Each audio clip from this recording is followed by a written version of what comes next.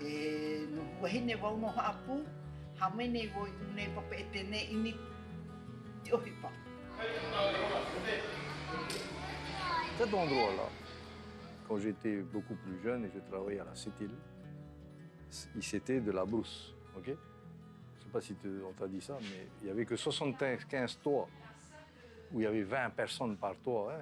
O wai tawa, wariroro te i quartier, te i wahai, quartier Smith namu. Te i ra maur ame une e o e whatatatatan anu huahine. Et les femmes allaient laver le linge sous la flotte et tout. Il y avait même quelqu'un, j'ai oublié son nom, qui avait fait un hora pire, un petit magasin en tôle. E me o e tratau, me auro e tratau, ai te koe na o ai. Tō e whare tō te te me te maana o me ho e mātou tratau. Pōro te me tu e une e tua hoa mātou e mama, papa, e tai me te e tau, o tau. Et ensuite, le maire, le propriétaire à l'époque, c'était Jean Juventin.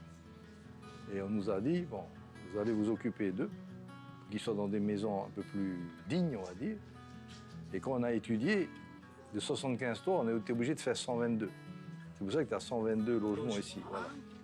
Ia, me e pe te i e tau ma. I toi ne me prau tamari. Ai pe rato e whaatura mai a o e. Avant, il n'y a pas tellement de cohésion quoi, entre les habitants et l'OPH.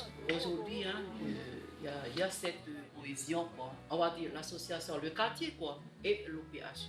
Et qui amène, enfin, nous on prévient et eux, voilà. Il y a des échanges faciles, voilà, c'est facile aujourd'hui qu'avant.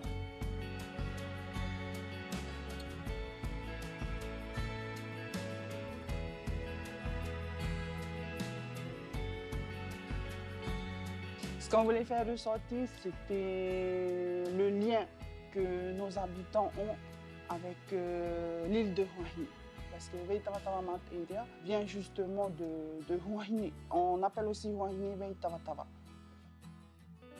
Pour que les habitants deviennent les gardiens de la nouvelle fresque, il fallait faire de cette dernière l'écrin de ses mémoires, reliant la plupart d'entre eux à l'île de Huahine.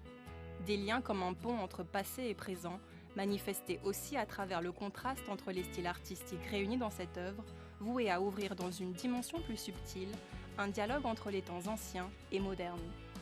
Afin d'exprimer toutes les facettes de cet héritage et de leur identité contemporaine, la fresque a été articulée comme un diptyque via deux parties se complétant en miroir.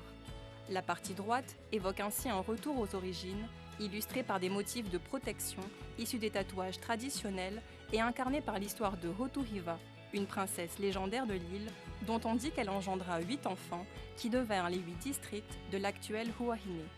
La partie gauche, elle, rassemble des scènes de la vie quotidienne des habitants, rapportées dans un style graphique aussi gai que vivace. Ici, pas de traces de conflit entre les générations, mais une complétude picturale porteuse d'une indéfectible joie de vivre, transmise des anciens aux vivants d'aujourd'hui.